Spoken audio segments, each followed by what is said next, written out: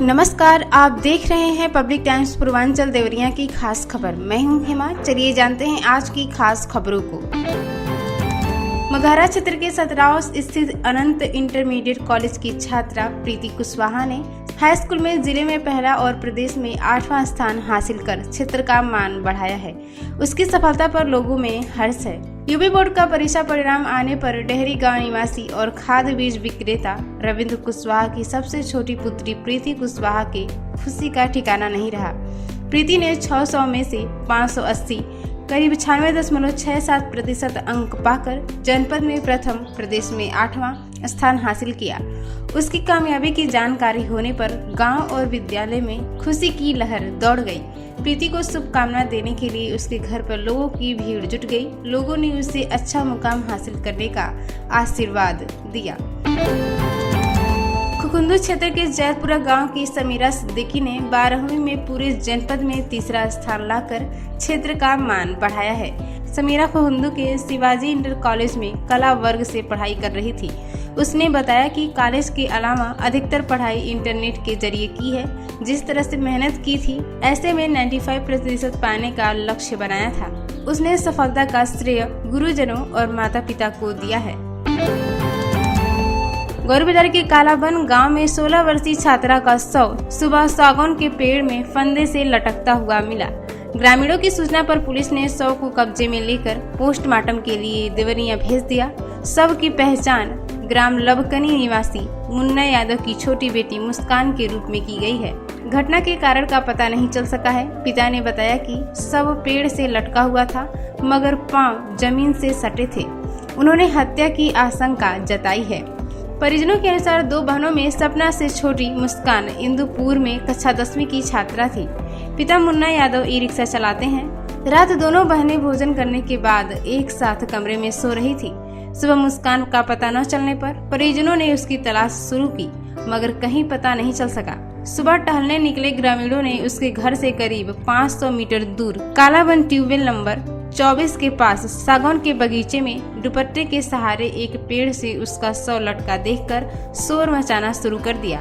किसी ने इसकी सूचना पुलिस को दे दी। मौके पर पहुंची पुलिस ने शव को फंदे से उतारकर पोस्टमार्टम के लिए देवरिया भेज दिया। पुलिस मामले की गंभीरता से जांच में जुट गई है। पुलिस प्रत्येक पहलू को खंगाल रही है। पोस्टमार्टम रिपोर्ट और जांच के बाद ही सच्चाई सामने आएगी। इस संबंध में प्रभारी निरीक्षक विनोद कुमार सिंह ने बताया है कि पोस्टमार्टम रिपोर्ट के बाद ही स्थिति स्पष्ट हो सकेगी। खुकुंदू के परड़ी बाजार बाल कटिंग कराने और रिजल्ट देखने गए इंटरमीडिएट के एक छात्र को 10-12 युवकों ने चारों तरफ से घेर लिया और पुराने विवाद को लेकर उसकी जमकर पिटाई कर दी है। आरोप है कि हमलावरों ने दोपहर को सरेराह वारदात को अंजाम दिया। इसके बाद अपने को रफ्तार गैंग से होने का हवाला देते हुए परिणाम भुगतने की धमकी दी है। जानकारी के अनुसार धोबी गांव निवासी चंद्रशेखर यादव ने इंटरमीडिएट की परीक्षा दी थी। रिजल्ट घोषित होने पर वह घर से रिजल्ट देखने और बाल कटिंग कराने की बात कहकर परड़ी बाजार के लिए निकला। आरोप है कि किसी पुराने विवाद को लेकर पड़ोसी गांव के 2 युवक वहां जा पहुंचे और चंद्रशेखर से उलझने लगे। इतनी ही देर में वहां 10 से 12 और युवक आ पहुंचे और चंद्रशेखर की पिटाई शुरू कर दी। चंद्रशेखर ने शोर मचाया तो आसपास के लोगों ने पहुंचकर बीच बचाव किया। पीड़ित का आरोप है कि हमलावर हाथ में लोहे का रॉड और कड़ा पहने हुए थे। पिटाई के दौरान सभी एक स्वर में अपने को रफ्तार गैंग से होने का हवाला देते हुए आगे भी परिणाम भुगतने की धमकी दी है। आसपास के लोगों के सहयोग से पीड़ित का नजदीक के अस्पताल में इलाज कराया गया। इसके बाद उसने थाने पहुंच तहरीर दी है। पुलिस मामले की जांच कर रही है। इंस्पेक्टर कल्याण सिंह ने बताया है कि मामला संज्ञान में है। आरोपियों पर सख्त कार्रवाई की जाएगी। तहसीलदार न्यायालय के सामने एक महिला अपने ऊपर पेट्रोल डालकर जान देने की कोशिश करने लगी। वह बोतल में पेट्रोल लेकर पहुंची और अपने ऊपर डालकर जैसे ही माचिस जलाने लगी, वकीलों ने उसे पकड़ लिया और काफी मेहनत के बाद उसके हाथ से माचिस छीनकर लोगों ने पुलिस को सूचना दी। घटना से हड़कंप मच गया।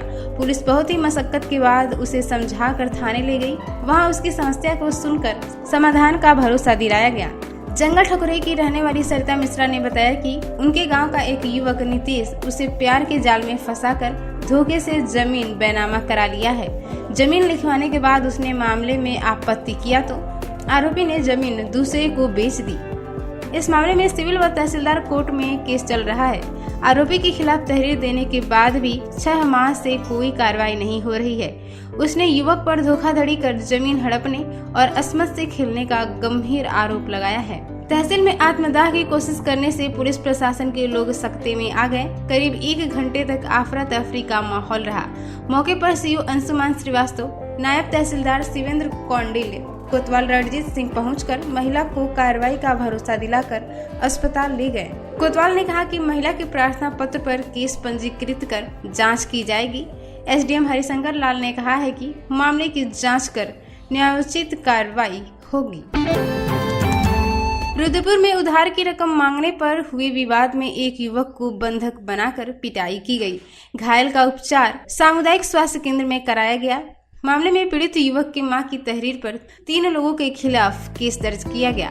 जानकारी के अनुसार जोगिया बुजुर्ग गांव के मिस्री डाढ़ी टोला निवासी सुमन देवी ने पुलिस को तहरीर देकर बताया है कि बेटे विकास मिश्र का कुछ लोगों से लेन देन को लेकर विवाद चल रहा है। बेटे को रकम का हिसाब करने के लिए बुलाया और बंधक बना लिया। इस दौरान बेटे की पिटाई की गई। युवक के फोन करने पर लोग पहुँचे और बंधक युवक को छुड़ाया। युवक के सिर और पीठ में चोटें आई हैं। पुलिस ने मारपीट के आरोपी चंदन कुमार निवासी नकई, अतुल त्रिपाठी और अमन पर केस दर्ज किया है। देवरिया जिले के सलेमपुर ब्लॉक के बरडीहा दलपत गांव से एक दुखद खबर सामने आई है। गांव में अचानक आग लगने से गरीब परिवारों की झोपड़ियां जलकर खाक हो गई। बताया जा रहा है कि खेत में तैयार फसल में आग लगने से यह हादसा हुआ। देखते ही देखते आग ने पास की झोपड़ियों को भी अपनी चपेट में ले लिया। इस घटना में हरि पासवान, मनोज पासवान, लचिया देवी और विजय शंकर समेत कई परिवारों का घर, अनाज, चौकी, बिस्तर समेत जीवन भर की कमाई जलकर राख हो गई। विजय शंकर की बेटी की शादी हाल ही में हुई थी। इस हादसे ने उनके लिए भी नई मुसीबत खड़ी कर दी है। गांव वालों के मुताबिक आग इतनी तेजी से फैली कि किसी को बचाने का मौका नहीं मिला। मौके पर ग्रामीणों ने मिलकर किसी तरह आग पर काबू पाने की कोशिश की, लेकिन तब तक बहुत नुकसान हो चुका था। प्रशासन से पीड़ित परिवारों को तुरंत सहायता देने की मांग की जा रही है। गांव में इस घटना के बाद से मातम पसरा हुआ है और लोग एक दूसरे को ढांढस बंधा रहे हैं। तो ये थी देवरिया की खास खबर। नमस्कार।